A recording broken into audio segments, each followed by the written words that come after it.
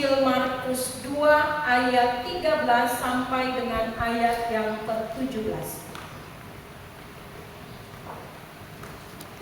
Markus pasal 2 ayat 13 sampai dengan ayat yang ke-17.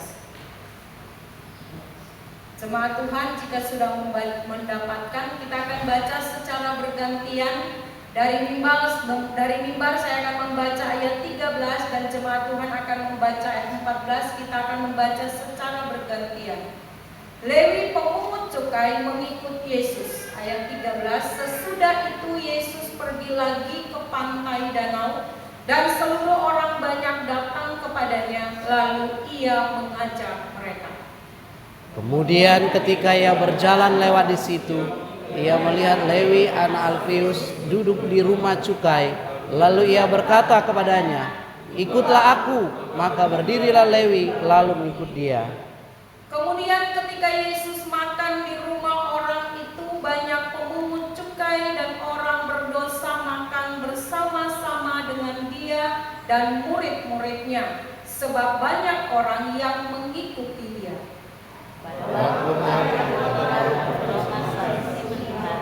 Bahwa ia makan dengan pemungut cukai dan orang-orang berdosa itu. Berkatalah mereka kepada murid-muridnya, "Mengapa ia makan bersama-sama dengan pemungut cukai dan orang berdosa?" Yesus mendengarnya dan berkata kepada mereka, "Bukan orang sehat yang memerlukan tabib, tetapi orang sakit. Aku datang bukan untuk memanggil orang benar, melainkan orang berdosa." Amin. Untuk firman Tuhan, jemaat Tuhan dipersilakan duduk kembali.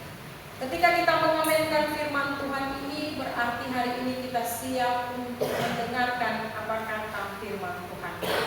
Hari ini firman Tuhan berbicara di dalam kitab Injil Markus pasal 2 ayat 13 sampai dengan ayat yang ke-17. Tema dari sinode diberikan kepada kita dalam minggu ini, sahabat orang berdosa. Sahabat orang berdosa. Jemaat Tuhan, di dalam kitab Injil Markus, bukan hanya kitab Injil itu hanya Markus. Kitab Injil Matius, Lukas, dan Markus dalam konteks ini, 3 kitab Injil berbicara tentang orang Lewi yang dipilih oleh Tuhan. Ketiga Injil ini dibicarakan tentang Injil sinoptik. Matius, Markus, dan Lukas menuliskan tentang pemanggilan orang Lewi. Dan di dalam kitab Markus sendiri berbicara tentang kata Lewi, tapi di Matius yang adalah penulis dari kitab Matius, dia berbicara bukan Lewi tetapi Matius dirinya sendiri. Pemungut cukai yang dikenal sebagai Matius, tetapi perbedaan secara cara pandang atau perspektif. Cara pandang orang ketika dia menulis kisah dalam saksi mata. Tetapi Markus bukan real satunya Tuhan atau real satunya Tuhan. Dia adalah kedua, artinya Petrus yang adalah real satu mempunyai murid yaitu Markus. Markus adalah murid dari Petrus. Dan Markus dia mengenal kisah Injil ini, kitab Injil ini berbicara tentang kelahiran, kebangkitan, kematian, kebangkitan, kehidupan Yesus. Nah, didengar berita atau informasi yang akurat dari ring satunya Yesus, yaitu Petrus. Markus mendengar semua tentang Yesus dari Petrus. Dan dia terpanggil untuk menuliskan kitab Injil. Dia adalah orang yang dekat dengan Petrus. Dia mendengar kisah ini dan dia menuliskan sebagai berita Injil supaya banyak orang mendengar kisah ini. Tujuan utama dalam kitab Markus ini berbicara tentang Yesus merupakan fokus atau sentral. Seperti tadi Bapak Gembala sampaikan bahwa mimbar utama ini adalah sentralnya firman Tuhan. Karena seluruh ibadah yang berlangsung dalam seluruh kegiatan ibadah, puncak yang paling utama adalah firman Tuhan. Puji-pujian penyembahan adalah membawa hati jemaat untuk siap ditaburi firman. Karena itu bukan sentral. Itu hanyalah cara untuk kesiapan suburnya hati kita mendengarkan firman. Dimulai dari altar bait Allah, pelataran rumah Allah. Sebelum masuk ke dalam pelataran ke tempat ini harus punya hati yang siap. Maka pemimpin asyir itu harus menyambut jemaat dengan sukacita supaya mereka siap masuk di hadirat Tuhan. Dan di tempat ini pemimpin pujian pun mempersiapkan jemaat untuk masuk sampai pada tahap inti, yaitu firman Tuhan.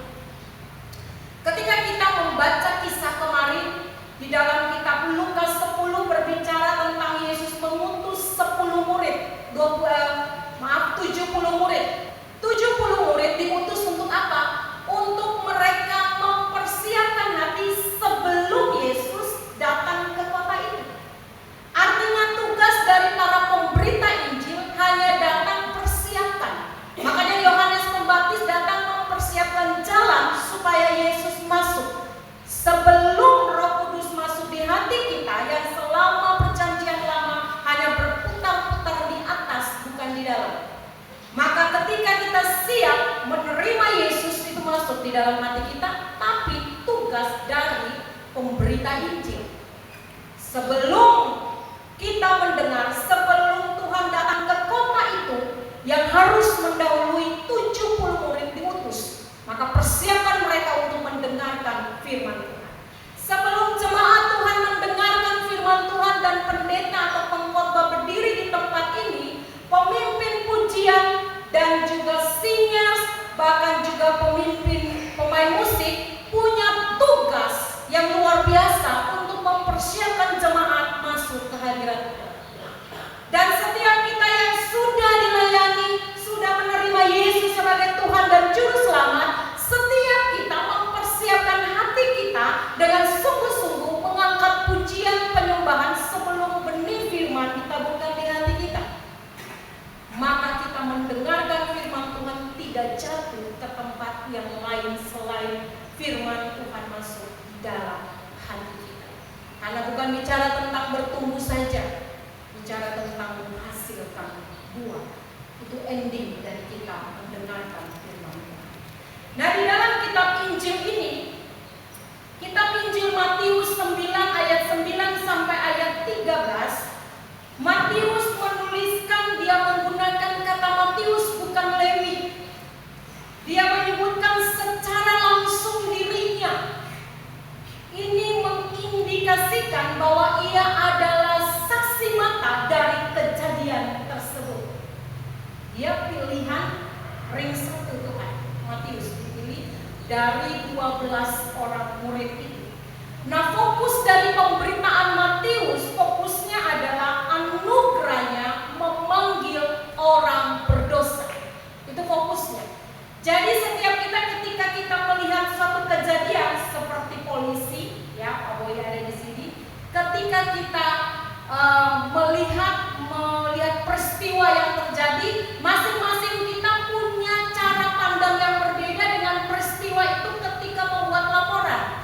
Ada yang melihat dari angle yang berbeda, ada yang melihat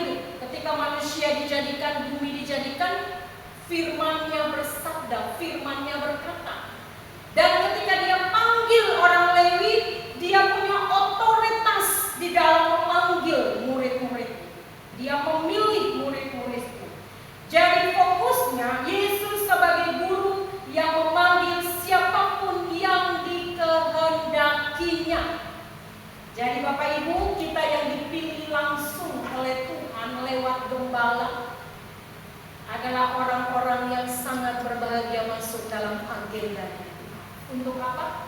Untuk menggenapi rencana Allah dalam hidup kita, mengerjakan pekerjaan ini. Kemudian kita melihat di dalam tema yang diberikan oleh kita hari ini. Ketika saya membaca tema ini, sahabat orang berdosa, dia berbeda dengan menjadi sahabat orang berdosa atau menjadi sahabat orang yang berdosa. Kenapa sinode memberikan tema sahabat orang berdosa tanpa subjek? Sahabat orang berdosa tanpa subjek artinya, apakah kita yang ada di tempat ini punya pilihan subjek kita dalam posisi dipanggil Tuhan untuk menjangkau orang berdosa?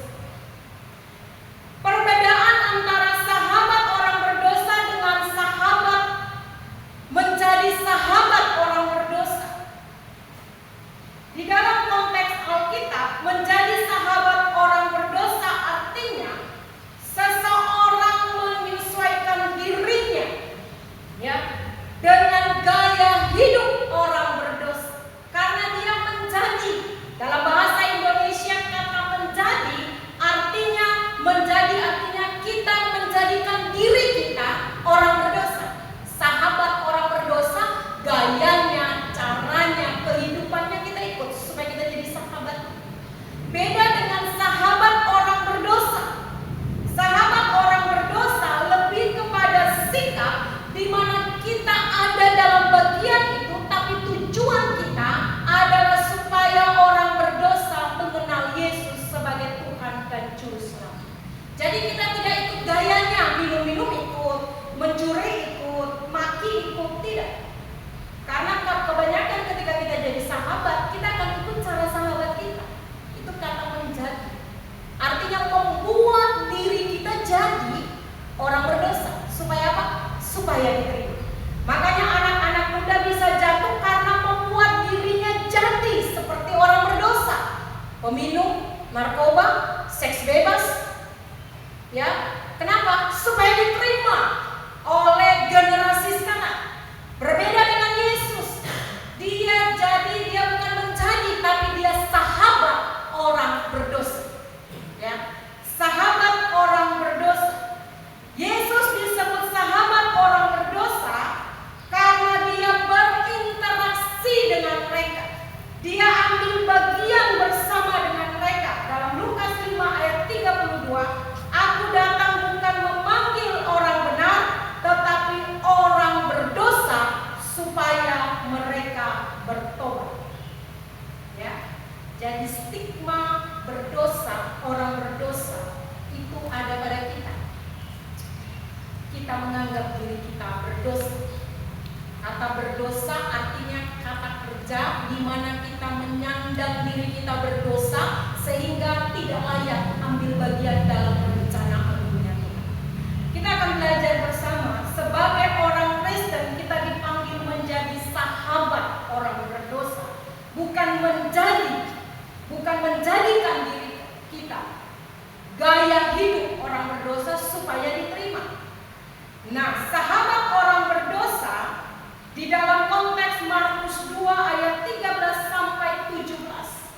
Setiap kita dalam kehidupan sehari-hari pasti memiliki sahabat. Kita pasti punya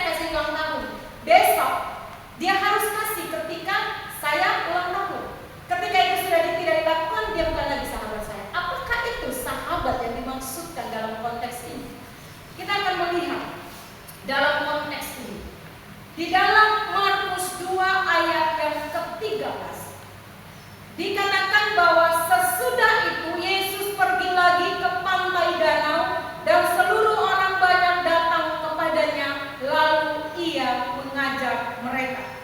Ada dua kata kerja yang ditekankan oleh Markus, yaitu kata datang dan kata mengajar. Walaupun ada tiga kata kerja, pergi lagi. Dalam bahasa Yunani-nya dia tidak kata pergi lagi, tapi keluar. Keluar dari mana? Dalam konteks sebelumnya pada pasal 2, Yesus ada di Kapernaum. Lalu dikatakan ada di rumah. Waktu dia mengajar, memberitakan firman Tuhan, orang berdesak-desakan. Itu artinya antusiasnya orang untuk mendengarkan firman Tuhan pada level atas.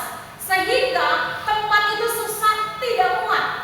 Yesus datang lagi, pergi lagi ke Danau Galilea.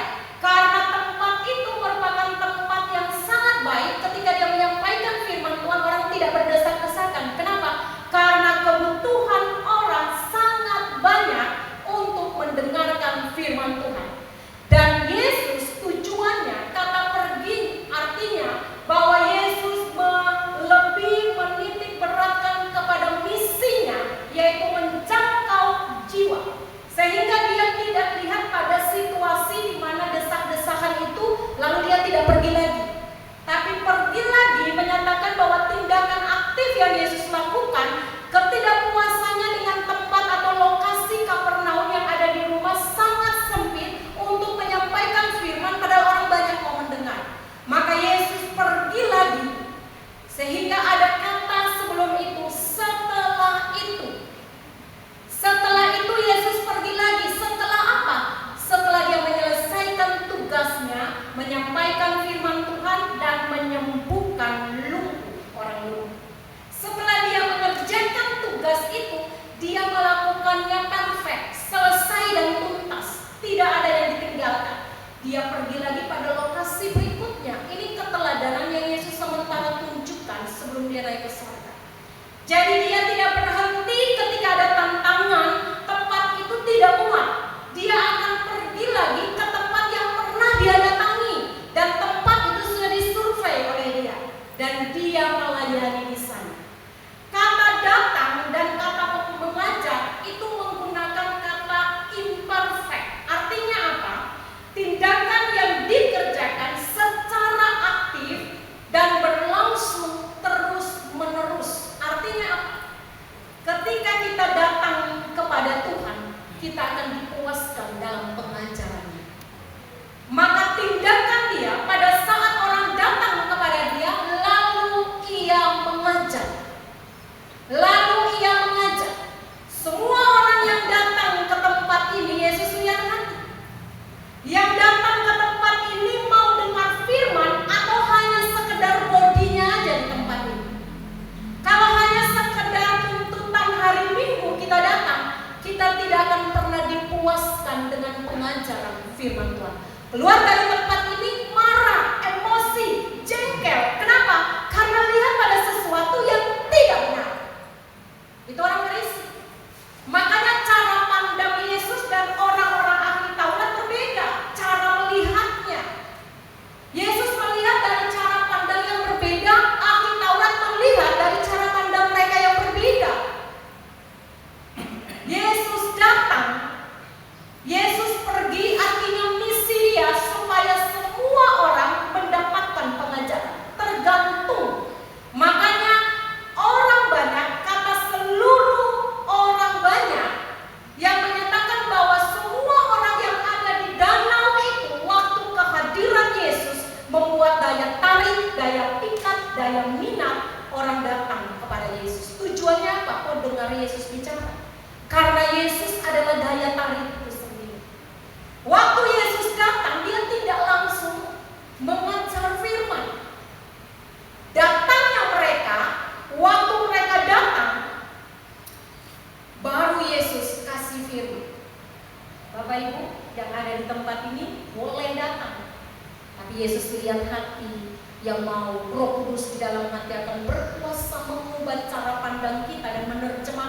firman Tuhan waktu kita serius dengar firman.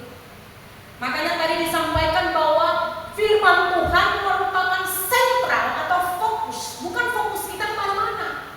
Waktu dengar firman Tuhan bukan berarti semua harus pandang beta karena gaya rambut beta, gaya bicara beta supaya orang lihat, bukan. Tapi pandang supaya konsentrasi mendengarkan apa yang mau Yesus katakan tadi.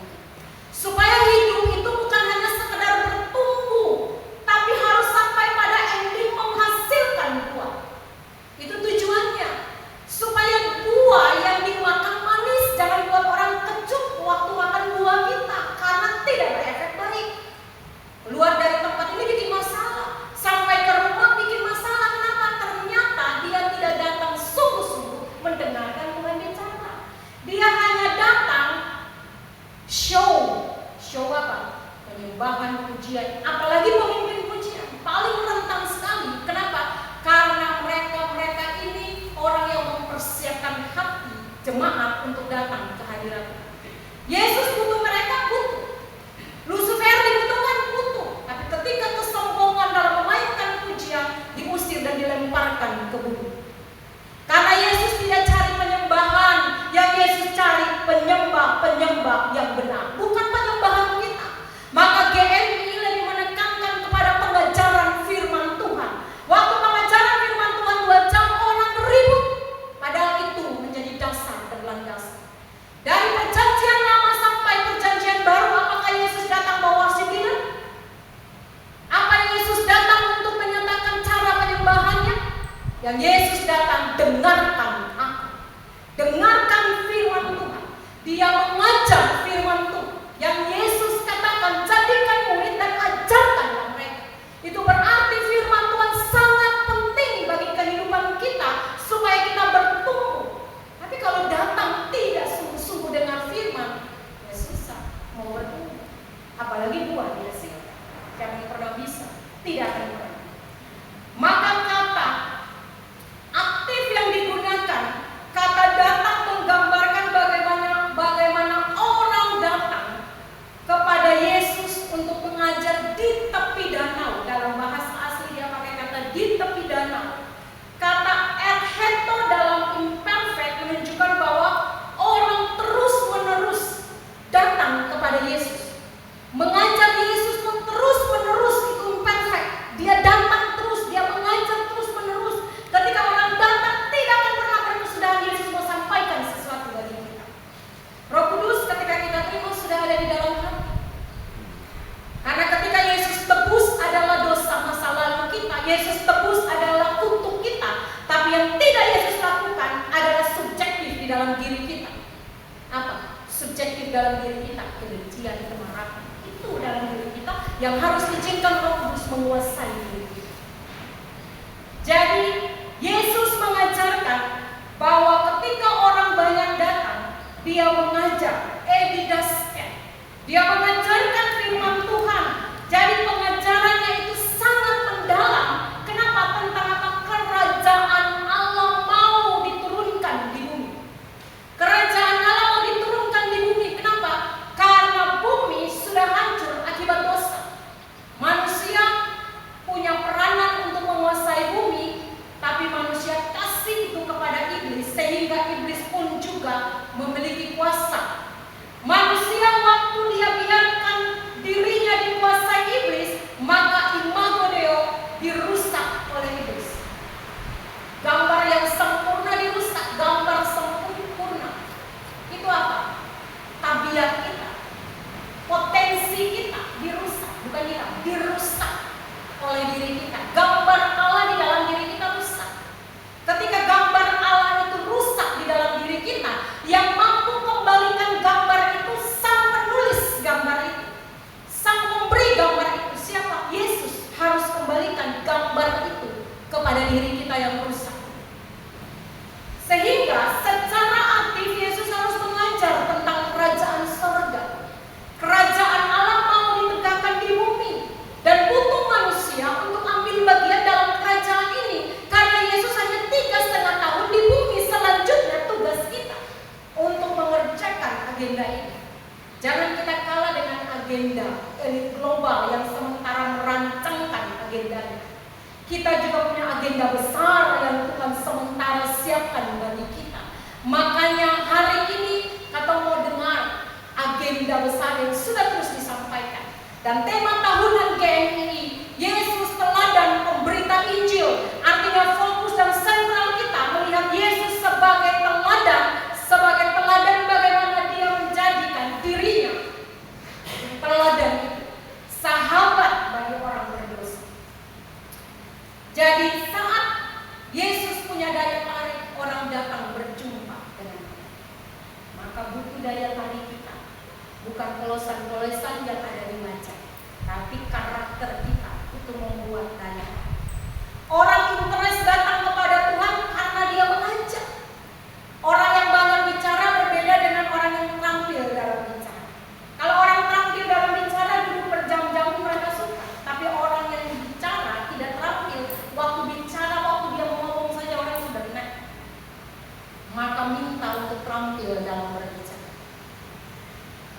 Yang Yesus lakukan ketika dia memilih, dikatakan ayat yang ke-14, kemudian ketika ia berjalan lewat di situ. Apakah Yesus sengaja lewat di situ?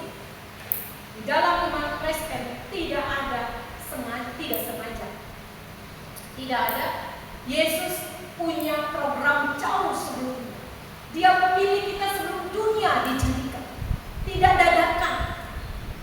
Tidak karena dia sudah lakukan ini, tetapi dia tidak. Agenda Yesus sudah terprogram. Yesus berjalan dengan programnya, bahwa orang Lewi masuk hitungannya, mengambil bagian dalam kerajaannya. Untuk apa? Menjadi orang yang dipakai dan dipilih olehnya. Sehingga Yesus ketika ia berjalan melewati tempat itu, tempat di mana Lewi ini sementara bekerja. Dia ada di mana? Dia ada di rumah cukai, tempatnya bekerja. Kenapa dia tidak ada waktu Yesus mengajar? Karena dia saja tidak diterima. Orang banyak yang ada di situ, kata seluruh berarti tidak terkecuali, semua orang. Tapi kenapa terkecuali pada orang Lewi? Karena orang Lewi tidak diterima oleh orang Yahudi. Kenapa tidak diterima oleh orang Yahudi? Karena orang Yahudi menganggap dia pengkhianat. Pemungut cukai adalah pengkhianat bangsa. Karena mereka bekerja kepada Roma, sehingga mereka pengkhianat bangsa. Mereka dicibir oleh orang banyak. Nah, terbiasa dia dengan gayanya, dengan apa dosa yang dia lakukan. Dan dia tidak peduli orang mau memuji. Tetapi untuk mendengarkan firman Tuhan waktu semua orang interest datang kepada dia, Yesus, si Lewi ini minder, tidak diterima. Secara psikologis dia merasa semua mata memandang dia. Nah, orang yang merasa malu, merasa minder, merasa tidak berharga, merasa dikecilkan, akan mempersempit dirinya untuk leluasa membiarkan Allah mengubah hidupnya. Sehingga orang Lewi ini jauh, dia tidak pergi, dia tinggal di rumah cukai. Dia dengan pekerjaannya. Maka yang dilakukan oleh Yesus apa? Yesus melihat. Kata melihat menggunakan kata eiden. Artinya apa? Memperhatikan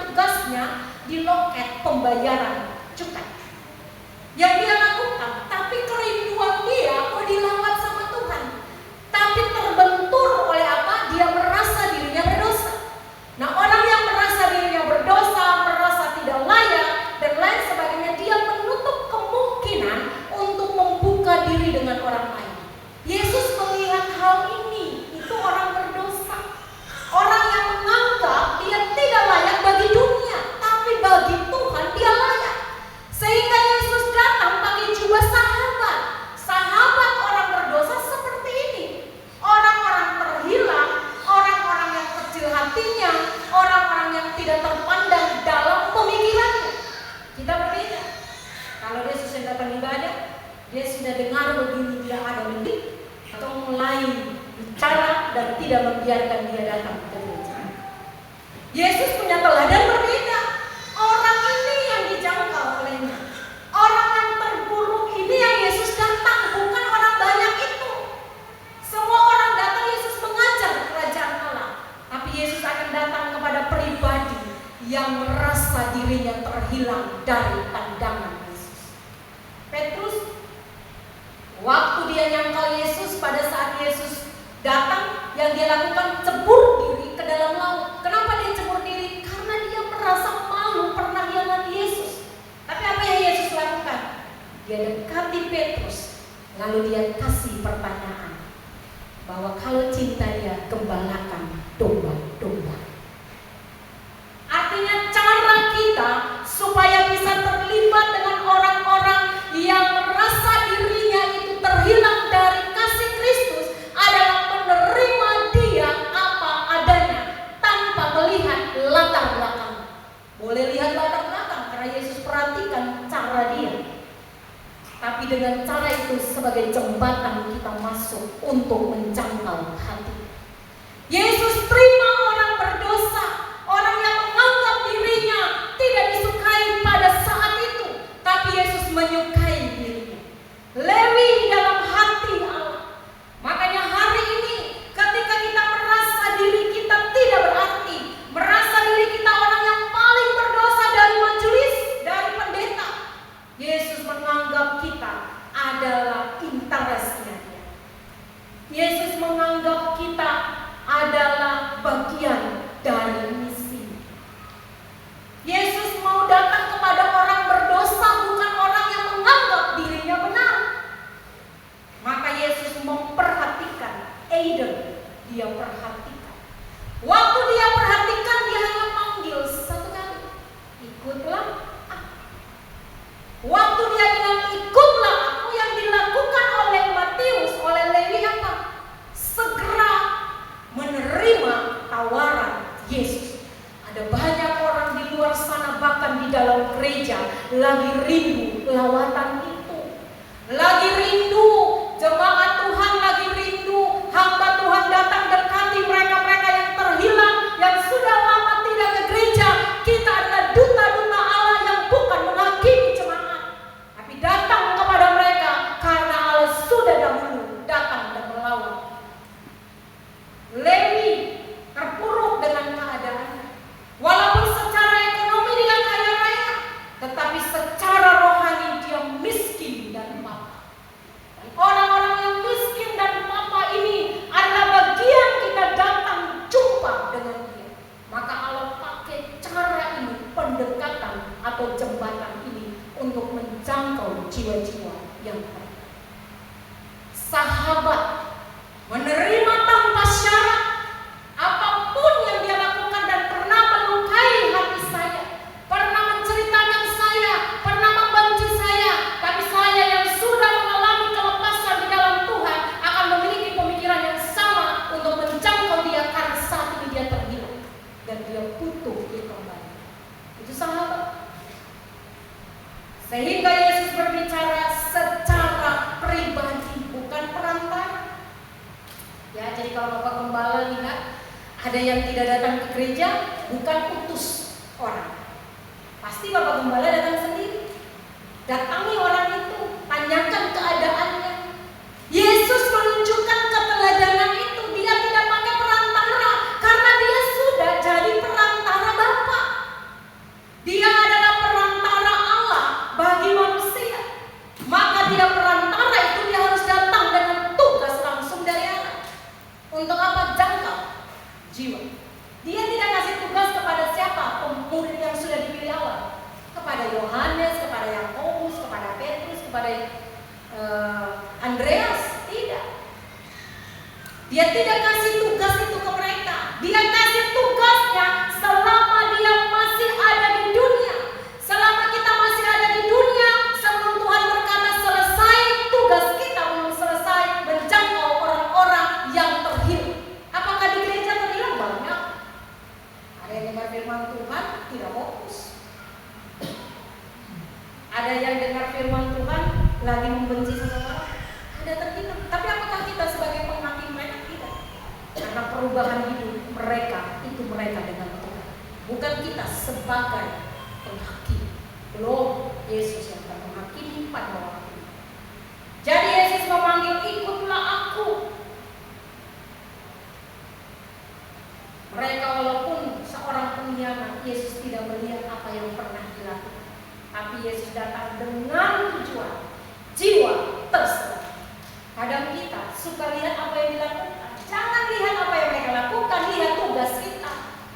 Makanya murid-murid paling kepo lihat Tuhan, kalau Tuhan pergi, Yohanes ini bagaimana? Yesus bilang bukan urusan, kalau memang dia mau hidup sampai aku datang, bukan urusan, bagian berjalan. Jangan urus yang bukan urusan kita. Uruslah apa yang menjadi tugas kita di bumi. Tugas siapa? Tugas Bapak Ibu dan saya, bukan hanya pendeta, bukan hanya gembala. Karena semua kita dikasih Roh Kudus yang sama, kita punya Tuhan yang sama, kita punya baptisan yang sama, dan karunia-karunia yang ada di dalam diri kita untuk saling memperlengkapi. Maka kita punya tugas yang sama, menuntaskan amanah agung. Jadi ketika ditawarkan untuk program gereja, terima program gereja untuk menggenapi rencana Allah di bumi. Karena kita belum pergi ke surga, maka kita ada di bumi, genapi dulu rencanamu karena kita bagian dari rencana. Jadi panggilan untuk mengikut Yesus ketika Yesus memanggil, yang dilakukan oleh orang Lewi meninggalkan kebiasaannya. Lewi respon, dia segera berdiri dan mengikuti Yesus tanpa ragu.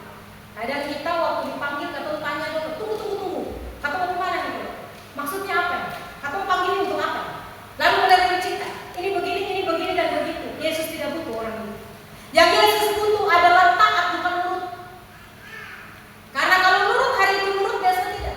Tapi yang Yesus butuh taat kita, tanpa dia ada di situ kita lakukan, karena yang dia butuhkan ketaatan. Pengorbanan sudah dikerjakan, yang tinggal ketaatan. Taatkah kita akan pekerjaannya? Tanpa dilihat gembala, tanpa dilihat pendeta, tanpa dilihat majelis, tanpa dilihat ketua, mampukah kita mengerjakan tugas itu? Nurut, orang lihat nurut, tapi taat belum tentu. Maka Yesus memanggil orang berdosa, yaitu pemungut cukai yang dianggap berdosa dan dibenci masyarakat. Tapi tanggapan dan respon dia luar biasa, tanpa bertanya masa depannya. Yesus panggil dalam keadaan apa? Dia sementara bekerja, masa depannya di PNS, di perusahaan, bisnis. Yesus mengerjakan, Yesus panggil pada saat dia bekerja. Bapak Ibu, Yohanes, Yakobus, Petrus, Andreas, waktu Yesus panggil, duduk sedang mengerjakan pekerjaan. Mereka punya potensi yang Tuhan berikan karena manusia dikasih potensi waktu diciptakan manusia sebagai gambar sempurna. Tapi ketika manusia jatuh ke dalam dosa, potensi itu jadi rusak, maka imago Deo itu rusak. Harus dikembalikan oleh Yesus. Cara kembalikan, Yesus panggil mereka untuk upgrade potensi mereka yang rusak itu. Maka dibawalah ke agendanya sebagai agenda kerajaan Allah. Semua kita punya potensi, tapi berbeda orang yang melayani Tuhan di rumah Tuhan punya potensi-potensi ilahi yang muncul dari dalam diri kita. Kalau kita semua ambil bagian dalam pelayanan di gereja, waktu kita terjun dalam dunia bisnis kita adalah orang-orang yang mahir. Kenapa? Karena diberkatinya dari dalam, bukan dari luar. Tuhan memberkati dari dalam, bukan dari luar, tapi dia menjaga dari luar ke dalam. Maka berkat yang kita terima, kita melayani Tuhan dengan segenap hati, dengan potensi-potensi ilahi yang Tuhan berikan. Waktu kita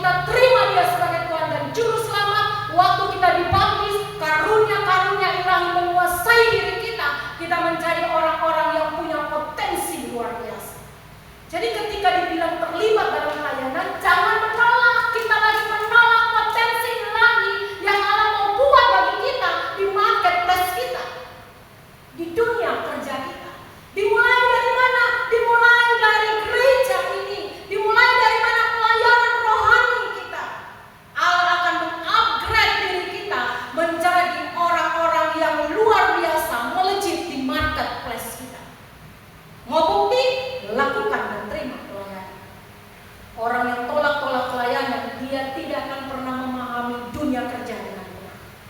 Ketika mereka terima pelayanan di dalam gereja, upgrade itu akan diberikan langsung oleh Tuhan. Karena karunia bukan diberikan oleh Yohanes, karunia diberikan oleh Tritunggal Bapa ketika kita diberikan tanda baptisan sebagai tanda bagi kita bahwa kita telah menerima Yesus sebagai Tuhan dan Juru Selamat. Maka tiga pribadi memproklamirkan kita dan karunia ilahi diberikan kepada kita. Jadi Bapak Ibu, kalau dipercayakan jangan lari-lari, tugas pelayanan kerjakan. Jangan bilang beta orang berdosa, beta saya layak. Kalau lakukan itu terus, lagi sementara menghina salib yang Yesus sudah berikan. Maka perjamuan itu hanya upgrade, mengingat bahwa dia sudah menyelesaikan di kayu salib bagi kita. Sehingga mengikut Yesus ada perubahan hidup. Lewi diubahkan, orang melihat dari cara mengakhiri, tapi Yesus melihat dari cara perubahan hidup. Waktu terima, menerima dan ikut baru terjadi perubahan. Kalau saya terima dan ikut, jangan mimpi akan berubah. Jangan pernah mimpi berubah. Yesus tidak pernah paksa, dia ketok. Mau, dia terima, dia mau. Yesus menunggu inisiatif kita buka hati. Dia tidak serobot masuk. Dia orang yang paling menghormati keputusan kita. Kenapa? Karena di Taman Eden dia kasih kebebasan manusia untuk memutuskan. Karena kita bukan robot AI yang dikasih tugas-tugas saja lalu kerjakan. Bukan. Kita adalah imago Dei. Kita punya potensi-potensi ilahi yang Tuhan berikan. Mau di-upgrade, bagaimana caranya terlibat dalam pelayanan supaya itu kelihatan. Sehingga mengikuti, arti kata mengikuti dia pakai kata akolonteo, menjadi murid atau berjalan di belakang seseorang. Kita mengikut Yesus, kita menjadi murid, baru diajar. Kita belajar berjalan di belakang Yesus. Dimanapun Yesus melangkah, kita berjalan di belakang. Itu murid. Maka Lewi mengikut Yesus tanpa ragu-ragu. Ini mencerminkan ketaatan segera tanpa menunda. Apa pendeta gue, kita berdoa dulu, Tuhan kasih sejahtera dulu, baru kita terima. Kalau saya sejahtera, saya pada waktu Tuhan kasih Roh Kudus di dalam diri kita, Tuhan saya bilang tunggu beta sejahtera dulu baru kasih. Dia kasih bebas, anugerahnya bebas. Dia kasih kado keselamatan itu bebas, percuma, cuma-cuma.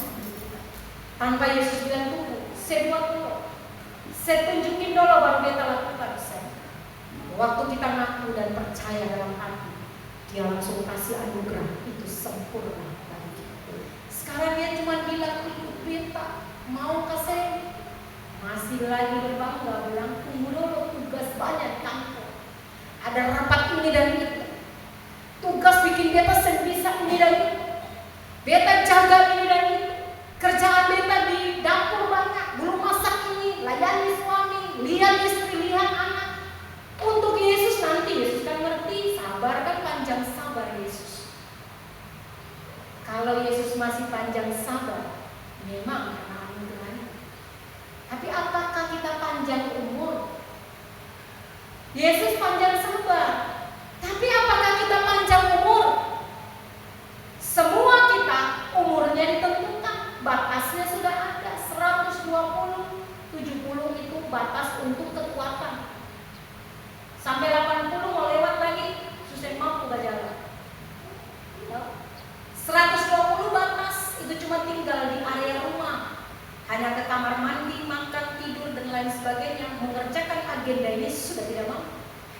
Selama masih berkarya 70 tahun ke bawah dengan kekuatan yang Tuhan berikan, jangan menunda-nunda panggilan Tuhan dalam hati kita. Jangan pun juga menunda-nunda pasangan kita mengerjakan tugas pekerjaannya menjadi agenda agung Tuhan. Jangan tunda. Jangan tunda anak-anak kita melayani, beribadah dengan konsep-konsep radikal kita yang memperhempit kuasa Tuhan bekerja. Makanya kita selalu bilang, anak-anak sekolah minggu waktu didoakan di sini, itu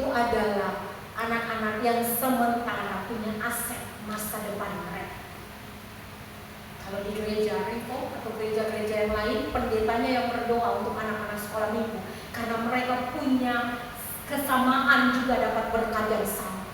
Berkatnya yang sama apa? Orang dewasa diberkati oleh pendetanya sebelum masuk. Anak-anak sekolah minggu terkadang hanya WL saja.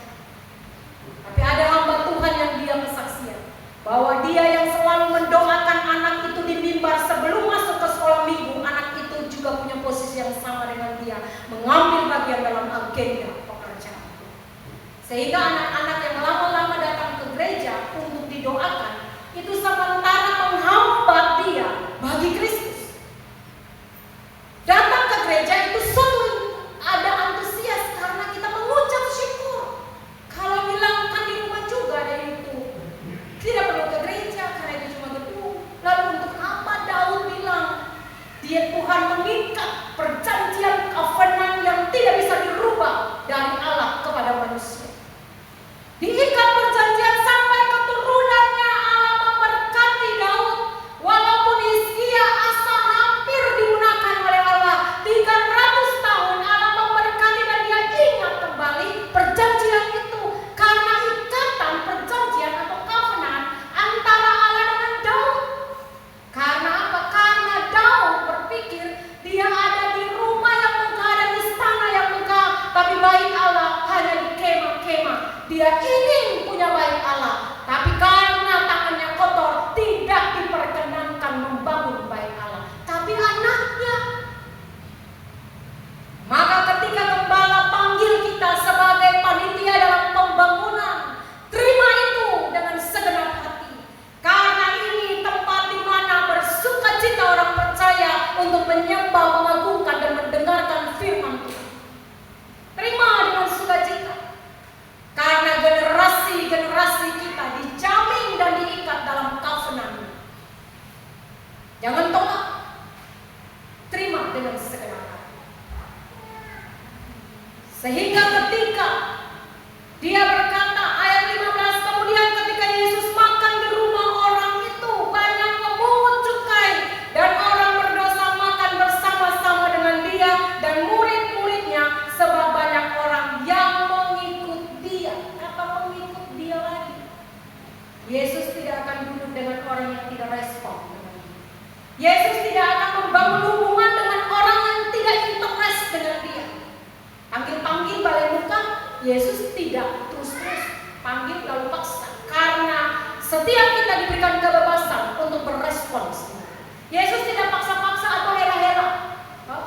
Makanya bahwa persembahan Yesus bilang hanya kerelaan hati yang kasih kepada Tuhan, bukan karena paksa.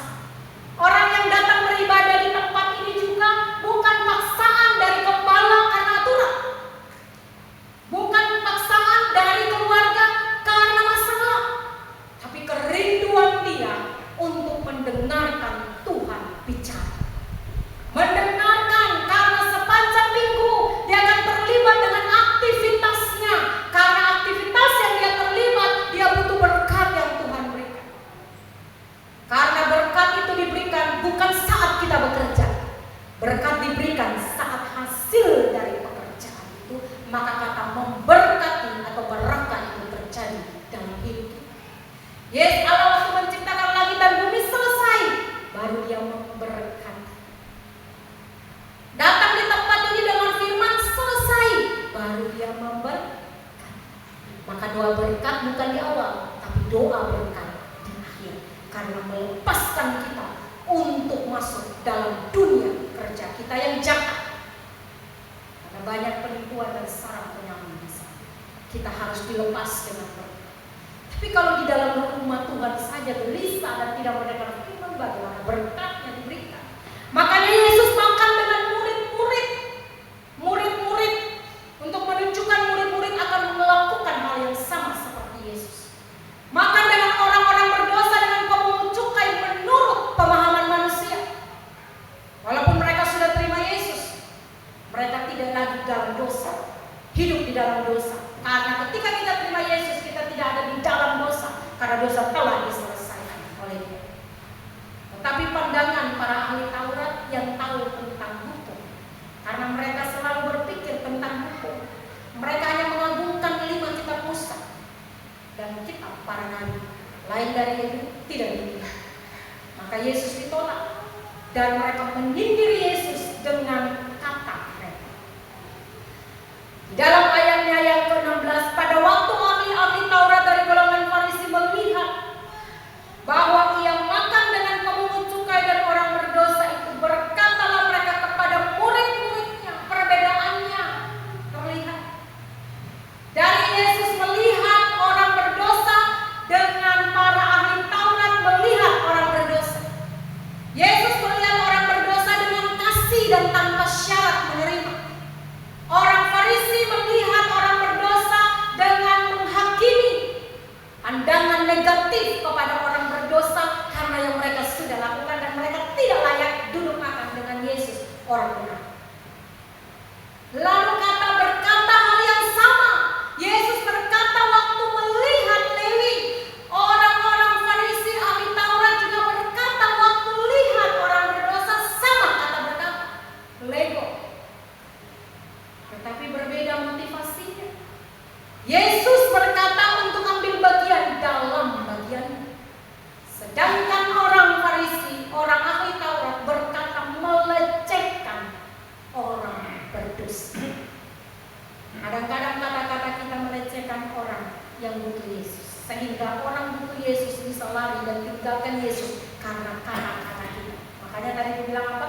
Bicara boleh, terampil berbicara tidak. Bicara boleh banyak, orang dengar capek, tapi tidak terampil berbicara. Firman Tuhan harus disampaikan. Lihat pribadi dalam kondisi apa, sehingga waktu kita datangi, kita dekati, kita ambil hatinya, kita bawa dia kepada Tuhan, dia diubahkan oleh Tuhan, sehingga dia mengikut. Orang Farisi tidak ada yang diikuti. Ahli Taurat yang ada orang ikut dong, ikut sesama. Orang yang interest dong hadir di situ banyak orang pikir kenapa? Karena nanti akan menikah dengan hukum-hukum. Hukum ini mengatakan, hukum itu mengatakan demikian. Sehingga memiliki penjabaran-penjabaran sampai 300 lebih hukum. Penjabaran-penjabaran yang tidak penting untuk mereka. Tetapi Yesus melihat mereka dengan hubungan kasih yang berbeda. Maka Yesus mau menjadi Yesus sahabat orang berdosa. Adalah Yesus mengasihi tanpa syarat. Yesus menerima keadaan mereka tanpa mengkritik atau menghakimi ketika dia makan bersama dengan mereka. Dan Yesus mengambil bagian dan melibatkan mereka dalam pekerjaan yang sebagai pelayan. Maka Markus, orang Lewi yang menuliskan kitab Matius, adalah bagian dari jajaran 12 murid Yesus yang dipilih langsung oleh Tuhan untuk mengerjakan agenda.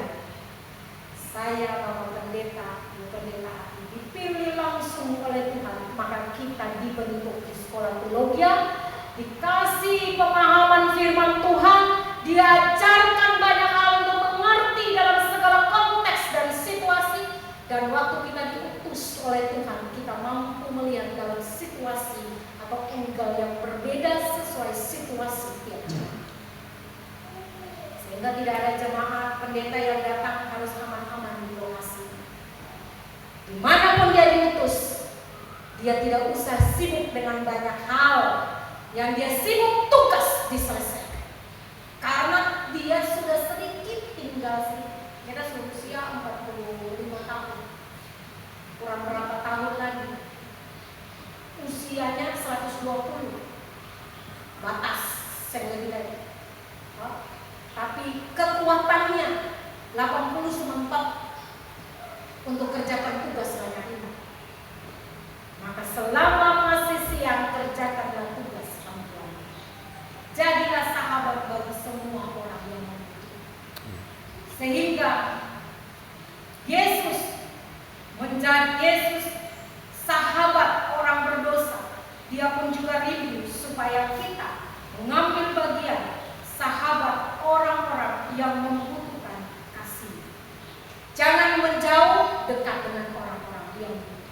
Yesus mendengarnya dan berkata kepada mereka, bukan orang sehat yang memerlukan tabib, tetapi orang sakit. Aku datang bukan